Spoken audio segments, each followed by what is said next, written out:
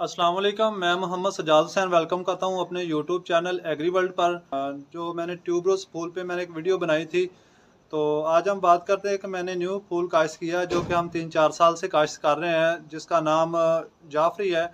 उसको गेंडा भी बोलते हैं और जाफरी के नाम से भी जाना जाता है। तो आपको दिखाता हूँ कि उसको किस महीने में काश्त किया जाता है और उसकी कितने हम प्रॉफिट लेते हैं उससे, और उसको खेत में शिफ्ट करने का कौन सा टाइम है। सबसे पहले हम बात करते हैं कि उसकी अच्छी तरह तैयारी करके एक क्यारी बना के, जैसे हम कोई भी पनीरी काश्त करते हैं, जैसे मिर्च बैंगन की हम पनीरी काश्त करते हैं, ऐसे ही हम उसकी पनीरी काश्त करते हैं।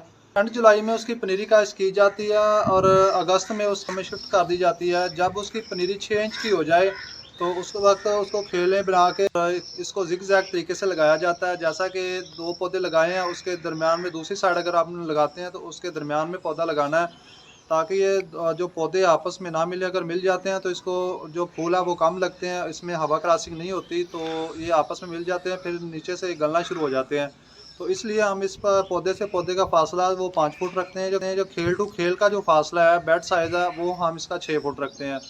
तो ये 2 तरीक़ों से लगाया जाता है। जैसे मैंने लगाया, इसमें मकई काश्त किया, मकई काश्त की एक खेल छोड़ के दूसरी खेल लगाई जाती है।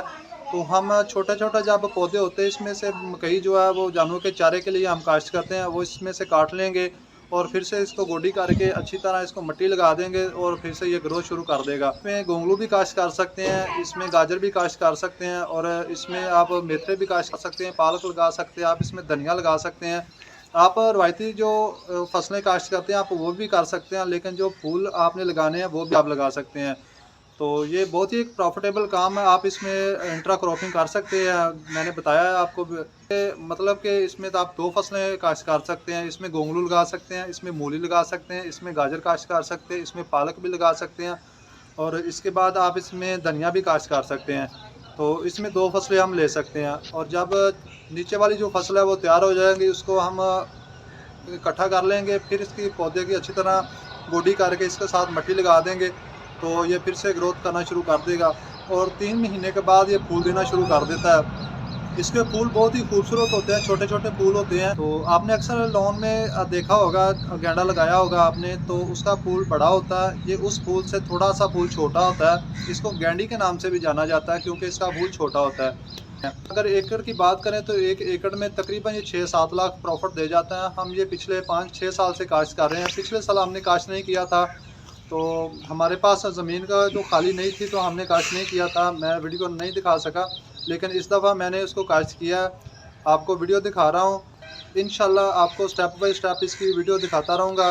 हर स्टेज पे दिखाऊँगा ये किस तरह फूल इसके निकलते हैं। सबसे पहले इसकी डोडी निकलती है और डोडी जो है 25 दिन बाद इसके जो फूल खिलना शुरू हो जाते हैं।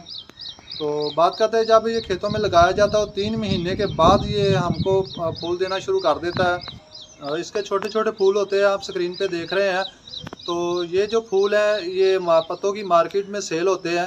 ये पत्तों की मार्केट बहुत बड़ी एक फूलों की मंडी है, जहाँ से पूरे पाकिस्तान में फूल भेजा जाता है, तो वहाँ ये भी फूल सेल होते हैं।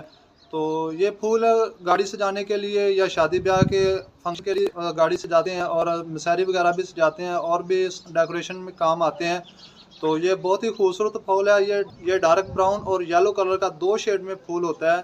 तो ये देखने को बहुत खूबसूरत फूल है। इसके फूल खिलने के बाद इसकी फूल की तुड़ाई की जाती है, तुड़ाई के बाद इसका हार बनाया जाता है। बात करते हैं इसकी प्राइस की कि एक हार कितने में सेल होता है। तो एक हार की कीमत 10 रुपये से लेके 50 रुपये तक, 80 रुपये तक भी होती है। जब ये स्टार्ट में शुरू होता है तो इसकी 80 रुपये 70 रुपये तक भी एक हार का प्राइस होती है। अगर जब ये ज़्यादा आना शुरू हो जाते हैं मार्केट में तो फिर इसकी प्राइस 25 रुपये 30 रुपये तक तो अमूमन रहती है। अगर लो से लो भी बात करें तो 10 रुपये तक इसकी प्राइस रहती है।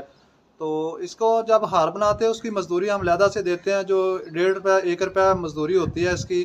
तो पिछले साल तो हम 1 रुपया दे रहे थे, लेकिन इस दफ़ा हम अब देखते हैं कि 2 रुपया देते हैं या 1.5 रुपया देते हैं। तो इसकी मज़दूरी भी आती है हार बनाने के लिए, और घर में औरतें बनाती हैं, बच्चे ये बड़े शौक से बनाते हैं। सुबह तोड़ लेते हैं और जब स्कूल से फ़ारग होते हैं तो वो बच्चे भी बना लेते हैं। बहुत ही ईज़ी काम है, लेकिन थोड़े से मेहनत का काम है, टाइम मांगता है। तो ये बहुत ही प्रेफरेबल काम है। 1 एकड़ जो है 6-7 लाख का 1 एकड़ हो जाता है।